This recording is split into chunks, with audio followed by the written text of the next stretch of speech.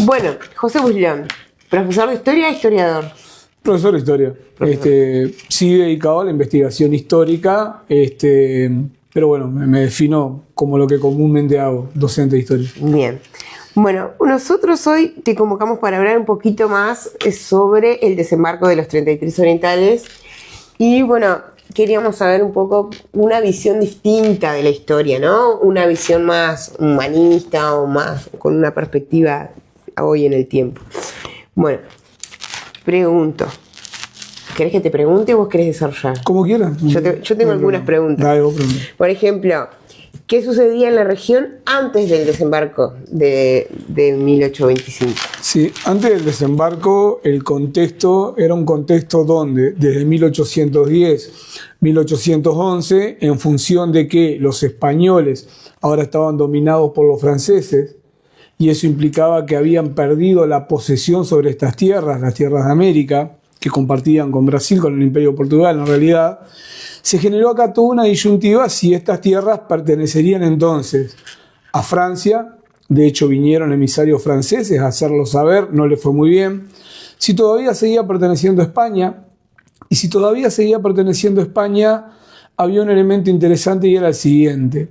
La Constitución española decía que en el supuesto de que existiera un vacío de poder, donde no hubiese rey, el poder volvía al pueblo, el cual debía organizarse en juntas. Se referían a la Junta de Cádiz en España. Eso es algo así como van a ser independientes el día del arquero. Porque cuando, ahora sí hay día del arquero, porque cuando no iba a estar el rey, era imposible, por línea sucesoria, por herencia, alguien iba a haber. Pero lo plantearon así, como una forma de decir, bueno, miren, dentro de todo somos algo democráticos. Pero ocurrió que Francia, con el propósito de invadir a Portugal, le pide a Fernando VII ingresar a territorio español, lo autoriza, y Napoleón Bonaparte deja a Pepe Botella, a José Botella, que se instala, Botella por lo que empinaba la botella, que se instala en territorio español y hace abdicar a Fernando VII, quedando esto bajo control francés.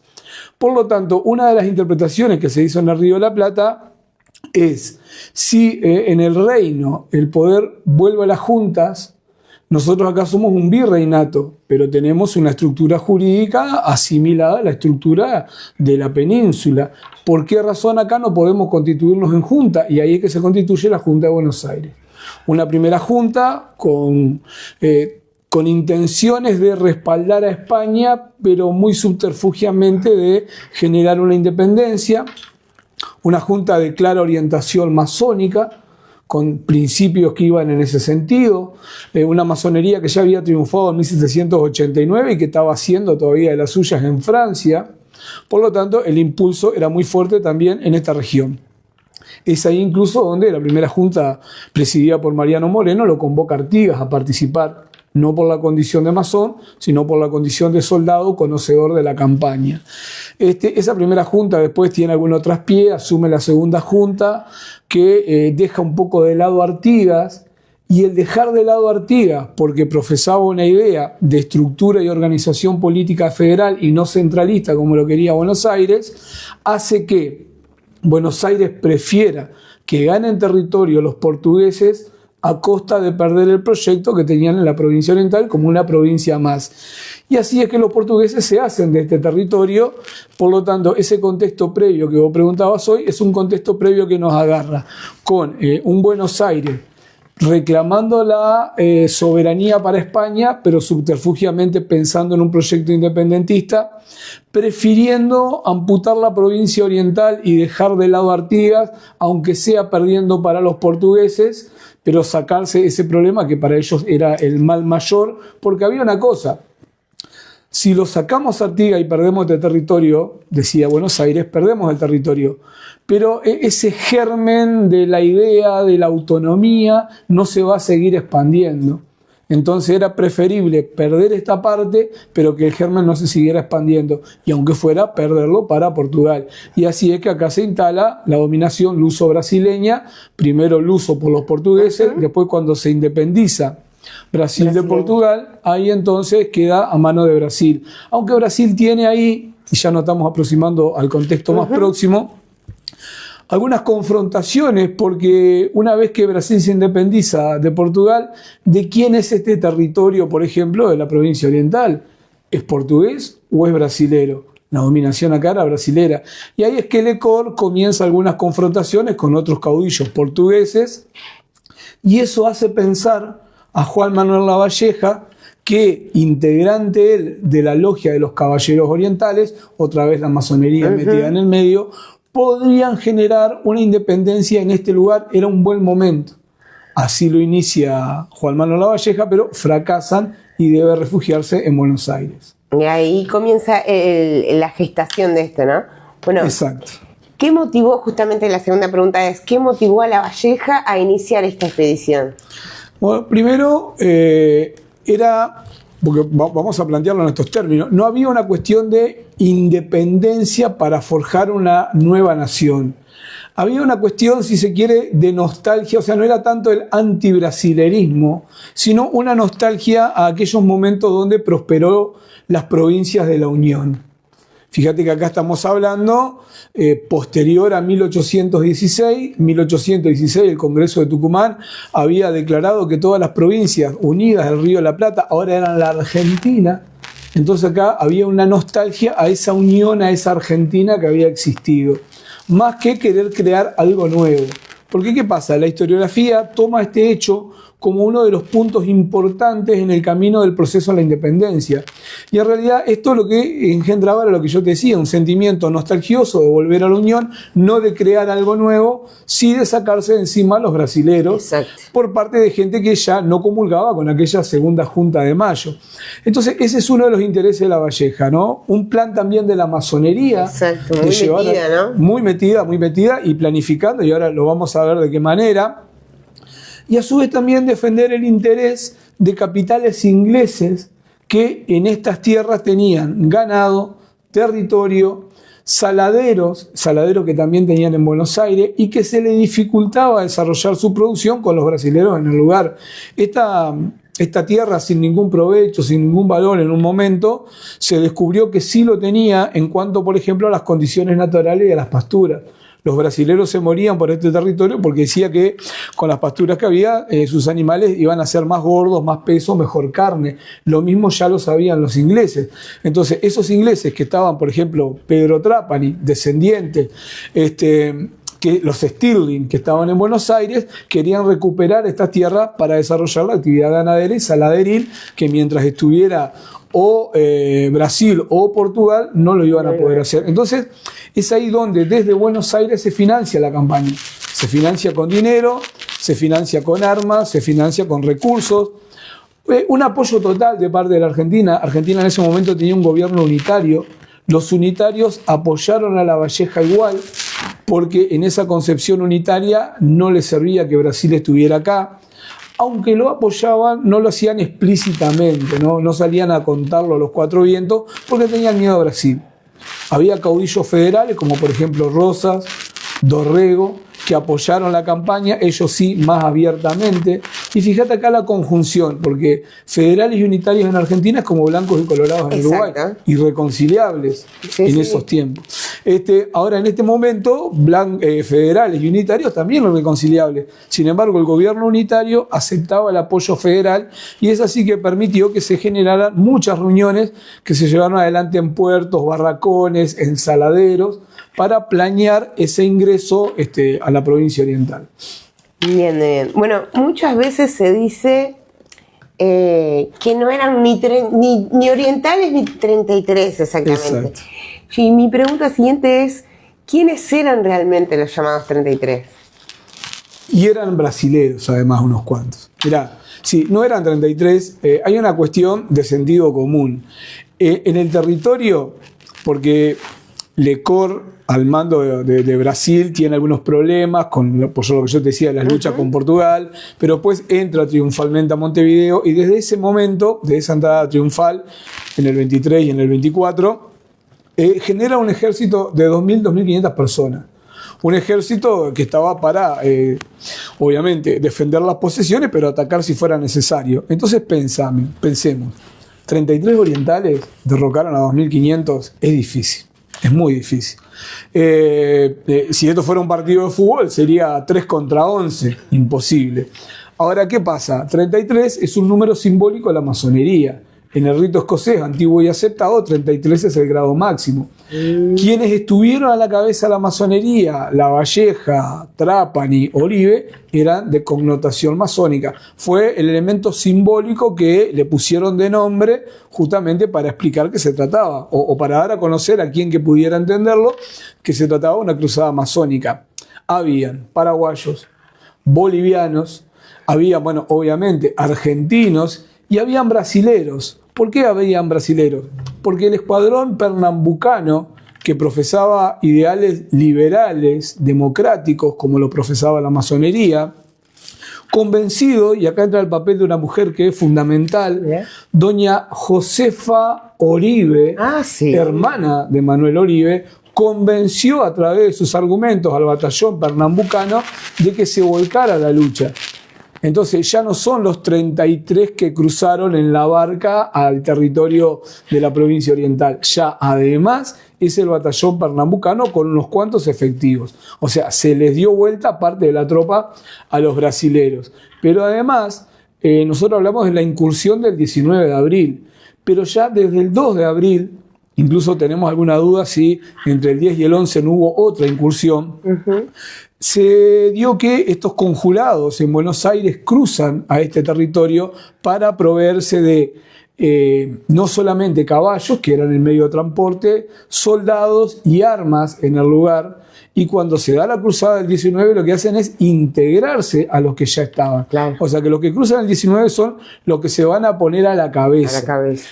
Incluso hay tanto desacuerdo con esto que se han llegado a contabilizar 17 listas donde todas dan 33, pero 17 listas donde rara vez alguno aparece repetido y nombran personas diferentes. ¿Por qué? Porque eran mucho más que 33, obviamente, si no, no hubieran podido ganar. Entonces, ese batallón pernambucano de brasileros, sumado a bolivianos, paraguayos, argentinos, fueron los que formaron parte de esa, ya no de la cruzada, sino del enfrentamiento propiamente. O sea que aceptemos que cruzaron 33, pero los que acá pelearon no eran 33.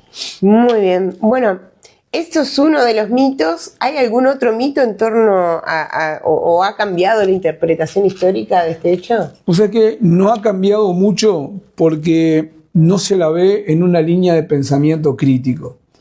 Porque una cuestión, y ha existido muchas adulteraciones en la historia. Una de la proclama que se lee cuando se genera el desembarco, es una proclama que dice argentinos orientales. ¿Qué está queriendo decir? Argentinos de Oriente. Claro. Ese documento fue adulterado. ¿Qué se hizo? Se le puso un guión en el medio. Argentinos orientales. Claro, entonces dice argentinos y orientales. Claro, no, mentira. Argentinos orientales. Esa era la consigna. Entonces ahí tenemos una adulteración de la historia. ¿Cómo sigue esto, no? Porque vos me hablás de las miradas y cómo se concibe esto. Supongamos que todo lo que estoy diciendo es discutible, ¿no? Que era parte de un proceso de independencia, todo lo que vos quieras. En un momento te dije que esto tenía una connotación unionista, volver a ser las provincias unidas, esta provincia. El paso siguiente de esto es la declaratoria de la independencia del 25 de agosto de 1825, que no debería llamarse declaratoria de independencia, sino declaratoria de la reincorporación. ¿Por qué? Porque cuando decimos la independencia, estamos diciendo que esto se independizó. ¿Quién se independizó? El Uruguay. Y así cada 25 de agosto desfilan por las principales arterias de nuestro país en el desfile patrio, ¿no? La independencia del Uruguay. Pero si el Uruguay no existía, si el Uruguay existe a partir de 1830, ¿cómo declaramos la independencia en el 25? ¿No? Es como que el baby shower sea el primer año de festejo. No, no es así, es el baby shower, ¿no? Entonces, el 19 de abril, el 25 de agosto, en el mejor de los casos fue el baby shower, porque ni siquiera se pensaba eso.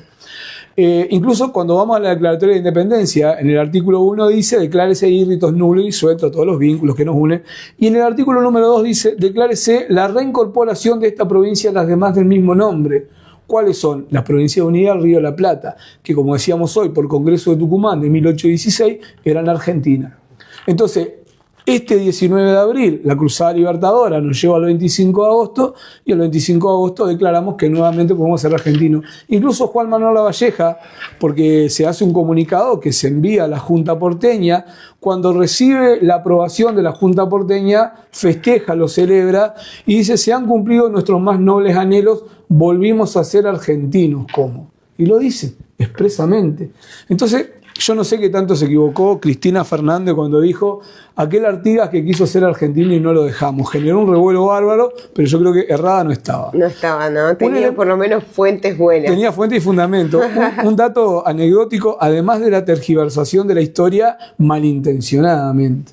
Yo cuando trabajo en mis clases de historia, y siempre comenzamos con la definición de historia, me inventé una que me permite justificar ciertas cosas, que es decir, que la historia es un relato parcial, sesgado y malintencionado de determinados hechos, agregando o ocultando detalles con el propósito de establecer un relato. Entonces, por ejemplo, en función de eso se mienten y se nombran cosas de manera que no son. Por ejemplo, la playa donde se dio el desembarco es la playa de la Agraciada. Sí. ¿Por qué la Agraciada? Porque fue agraciada a recibir a esos orientales. No, era la playa de la Graciada. Graciada. ¿Por qué? Porque ahí se faenaban animales y se sacaba la grasa. La grasa, claro. Entonces, ¿qué pasó? Después dijeron: no, es la Graciada, pero después. La playa era la playa de la Graciada. La Graciada. La Graciada, exacto. No es que se equivocaron, no, era la Graciada y después le cambiaron. Como por ejemplo el Éxodo. El éxodo, que es la derrota y la huida de Artigas ante el abandono y la desaprobación del gobierno porteño.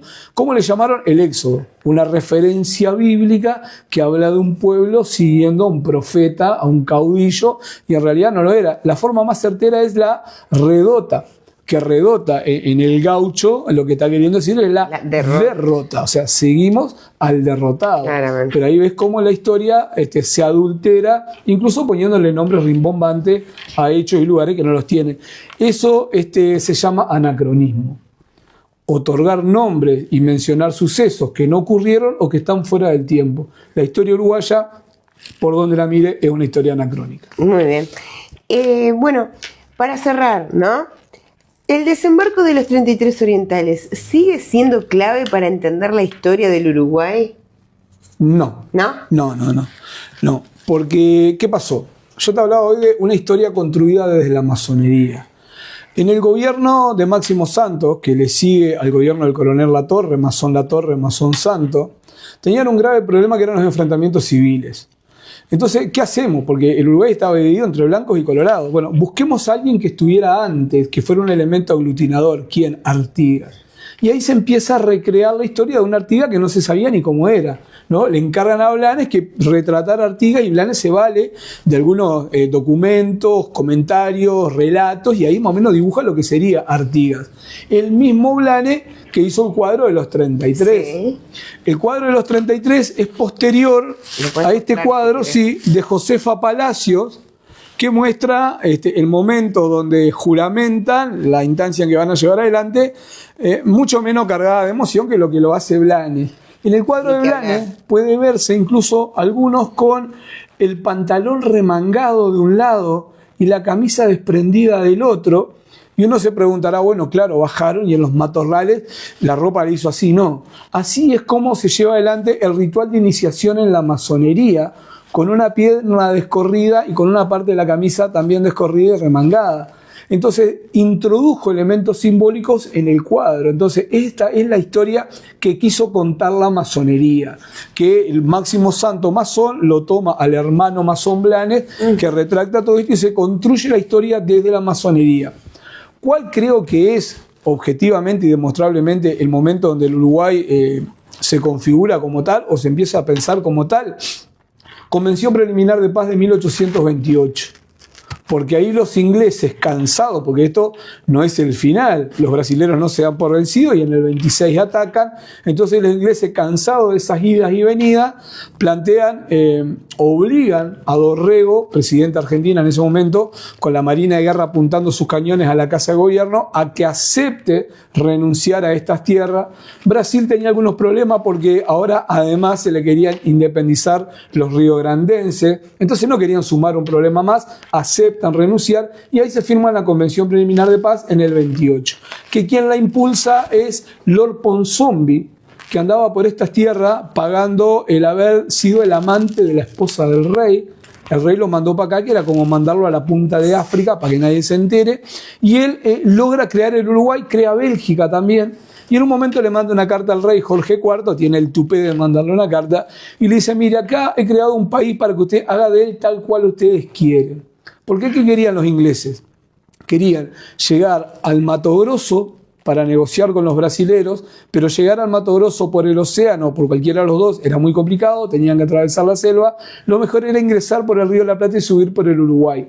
Los ingleses, que sabían mucho de navegación, no sabían de geografía, porque acá en Salto se le iban a quedar trancadas todas las naves en el Azuí y ya no podían seguir.